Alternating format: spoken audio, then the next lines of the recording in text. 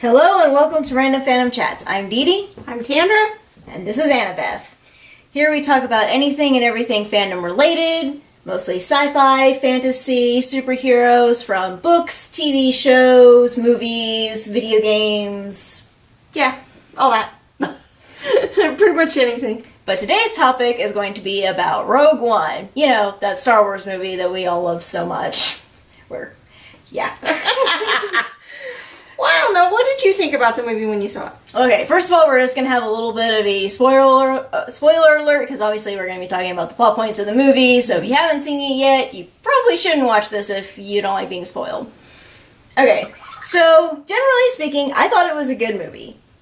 It had some downfalls to it. I didn't really like how jumpy it was, especially in the first 15 or 20 minutes. They were really trying to introduce, 5 or 6 characters. I don't know. It just seemed like you had to really pay attention to the first 10, 15, 20 minutes of the movie, because it was jumping around, like you said. It'd be here, and then over here, and then over here, and you were having a little trouble tracking. Right, where they were going. You were having trouble tracking who this guy was on that planet, doing what's he got to do over here. Yeah, but then they did mesh it all together. Finally, yes, eventually they did, which I did like, because the first 15 minutes I was sitting there like, is this really just going to be the whole movie? I'm just like, I'm not sure what I think about this yet. Yeah, it was a little hard to follow at first, but once you got into it and you hung in there with them, then you were okay, because they did pull it all together. Mm-hmm. So that part made it okay. I was not used to seeing a Star Wars movie being quite that disjointed at first. A little bit, yeah. It didn't really seem to run real smooth. I did like how they integrated a lot of the original characters from the original movie. Mm-hmm. You know, the technology now and being able to do that is amazing. Of course, part of it looks a little fake sometimes. Grand Moff Tarkin, sometimes when they showed his face, it kind of cartoonish. It definitely looked like, yeah, that's CGI. Yeah, a little bit cartoonish. But most of the time, because a lot of things, I think sometimes with a lot of sci-fi movies, they rely so heavily on CGI anymore, it's not even that much fun to watch because it doesn't look real. Right. You know, because some of the older... prequel movies. Right. Because some of the old stuff that they would do with the old techniques was actually more interesting to watch because it looked more realistic. Mm-hmm. CGI sometimes can look kind of plasticky or just not quite. It's so funny how the Muppet Yoda from the original 3 looks better than the CGI Yoda in the prequels. Right. Even though you can get him to do more stuff, he doesn't look nearly as good. So yeah, in this, but the CGI in this, I will say, with the characters, most of the time, you almost could not tell they weren't the actors. Yeah. And that was really good. Mm-hmm. I mean, there was a couple of times, if they were in longer scenes or something, you could kind of see it. But again, with Grand Moff Tarkin, a lot of times his eyebrows would move, up and down, really rapidly. I was like, that is not how a human face works. Well, and it was really cool, too, with Darth Vader, because they had him back in the original suit. Mm-hmm. The eyes, really you could see that. Because I always, avoid a lot of stuff dealing with these movies because I don't want to get spoiled. So I didn't know going in if they had gotten James Earl Jones to do the voice. And I know that he, for the most part, is, pretty cool with Star Wars and isn't, resentful like some of these actors are. But I wasn't sure if they actually got him back to do it, so I was sitting there is it going to be his voice? I'm going to be really disappointed. Really going to have him do it. It's going to be his voice. It's I'm okay if it's not his voice with the animated cartoon stuff. I'm cool with that, but it's this is a movie. It's got to have his voice. No, yeah, and I thought he looked definitely very good. They didn't use him that much. I was kind of surprised, which I was actually kind of glad of, because I was afraid that he might overshadow the story in a lot of ways. Maybe. Matter of fact, in some of the ways they used him, it was kind of weird. It was almost like he wasn't as big of an influence or character as he was in the original movie. The original movie, it was like he was the big menace. He was the one everybody was getting away from. He was the one everybody was... he was the main villain. Yes, the Emperor was the main villain. But he really was. But he was the immediate But villain. In this movie, he kind of wasn't. He was more of a background villain. He was. It was very odd, and I thought...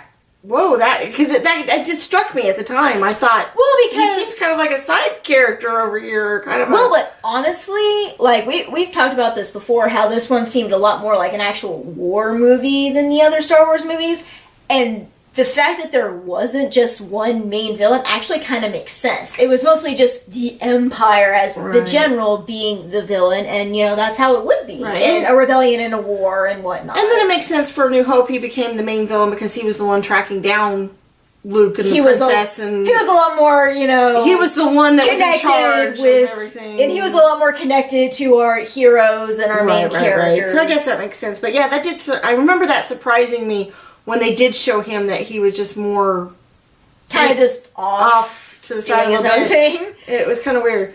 The movie was a little bit predictable.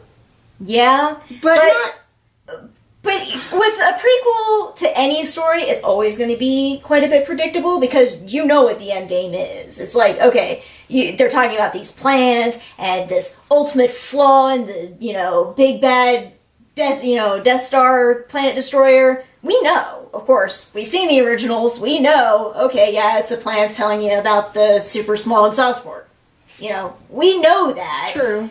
And, we knew a little bit about, how the plans fell into the hands of Princess Leia just from a few comments in New Hope and whatnot. Like, Mon Mothma was saying that a lot of people died to bring that, which is not a point in the movie. Spoiler alert, everybody dies, pretty much.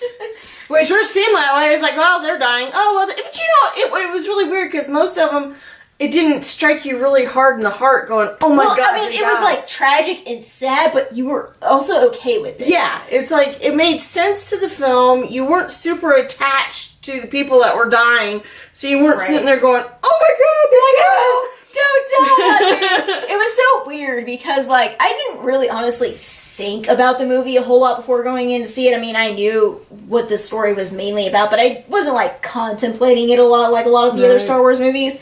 So I really didn't think about the fact that, yeah, these people are probably all going to die. And when they started dying off, I was a little bit surprised, oh, he's dying. Oh, they're dying. Oh, wait, no, I guess it makes sense. Yeah, okay. Because I was surprised for 5 seconds. Yeah.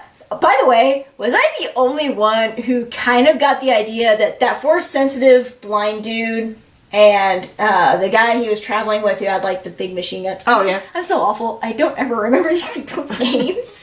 But those two, am I the only one who kind of thought that they were probably lovers?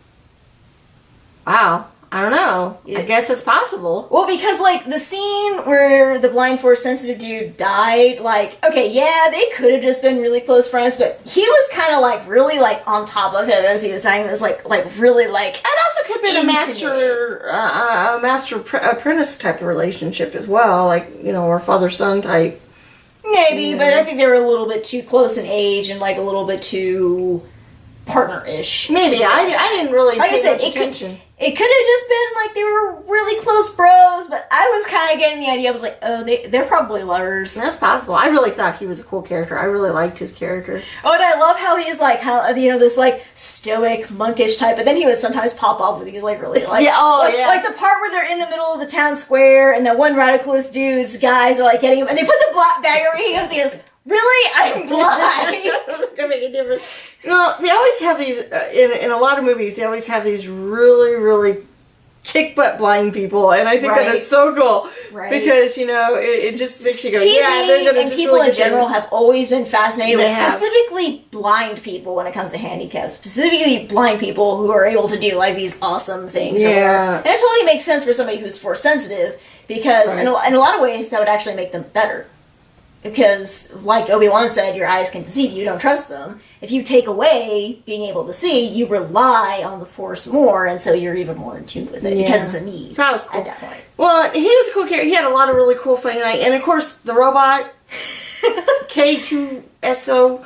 Yeah, K2SO. He was he reminded me of Marvin in Hitchhiker's Guide to the Galaxy. He was just so... He did. Yeah, okay. And he had just so much personality to him. You gotta have that humor in there, and he definitely... He was like a cross between R2 and C-3PO, because he could talk like C-3PO and of course had more humanoid body, but he had the humor of R2. Oh yeah, he was hilarious, but he was just so monotone in everything that he was talking about, and he was so matter of fact about stuff. Or like the scene where Jin shot the one robot that looked exactly like him, and he pops out and goes, "Did you know that wasn't me?" Yeah. And she was like, "Oh, of course I did. Of course I knew that wasn't fire.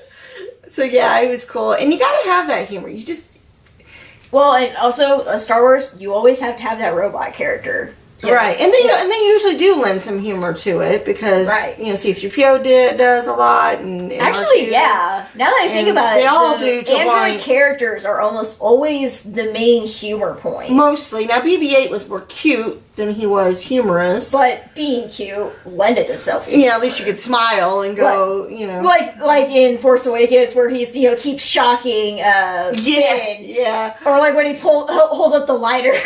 It's like, Yeah. he's So cute and it lends itself to humor. Yeah, like so that. usually it's the robots, I think that tend to lend the humor to it a lot, or their interaction with the humans a lot of the time.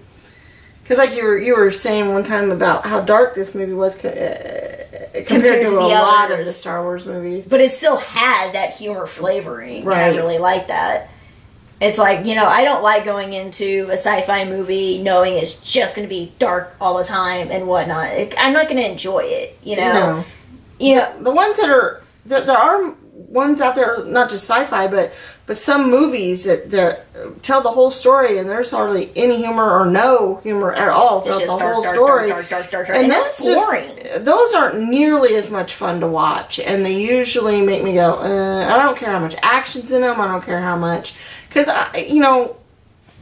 personally, I know a lot of people really, really, really enjoy the fight scenes and the battle scenes and these big lightsabers, and some of those can really interesting and well, choreographed, whatever, but those are usually the least popular scenes in the movie for me. Really? When I watch the movies, they're almost like, well, the first time I saw Star Wars, I fell asleep during the trench scene, okay? and me being the biggest geek I am, that's just, like, wrong in anybody's eyes. Blasphemous! But it's like, it was not the most interesting part of the story for me. Well, I get that. And because I enjoy the characters and the interactions and, the other parts of the story. Well, and Star Wars has always been interesting because even though they really are action movies, they're a lot more... They're kind of more fantasy-based in a lot of ways and, have this magic to them that's not necessarily action-y, but you know what I'm saying? Yeah, there's a lot of action in them, but they're not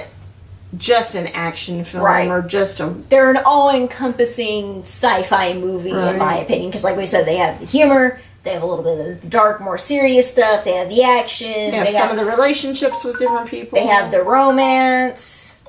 Hey, I think it's almost time to pick out our topic for the next time. Unfortunately, yes it is. All right, well, where's our box at? It's over here. How we're going to do this is we have made up topics, gobs and gobs of topics. From characters to just general movies and TV shows, all kinds of stuff. And we're going to pick out 5 of them. Is that 5? Yes. And we're going to see if Annabeth here will help us pick out one for next time. If she wakes up. There we go. Baby! Hi. Hey, do you want to pick one? Oh, gosh, no. I want to sleep. I don't know what you guys are talking about. She's used to these conversations. I guess she's bored with them. She Yeah. doesn't like, being involved in these conversations. All right, They're so boring how are to we her. going to pick it out Hold here? on. Just toss them up in the air and see which one lands on... Hold on. Let's see if we can get her to sniff at them. Okay, which one do you want, baby? Which one do you want? Which one do you like? She's staring at me like it's a piece of paper. I'm not supposed to like I it. know, she's looking at it like, what are you doing? Oh, she keeps going for this one. We'll pick this one. Well, it's because it's in the middle. Well, maybe we have a different one in the middle, so she picks it.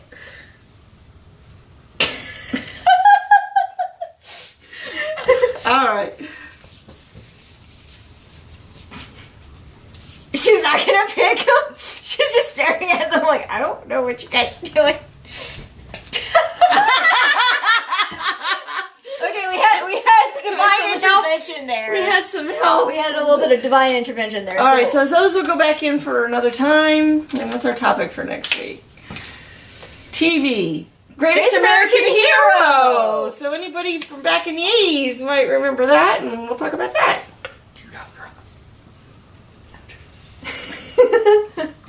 All right, so I guess we're just gonna have to watch some episodes of that because I remember it a little bit, but I don't remember a lot of the details. Yeah, we'll watch about it. some before we talk about it, and then that'll be our next topic. Thanks. All right, bye.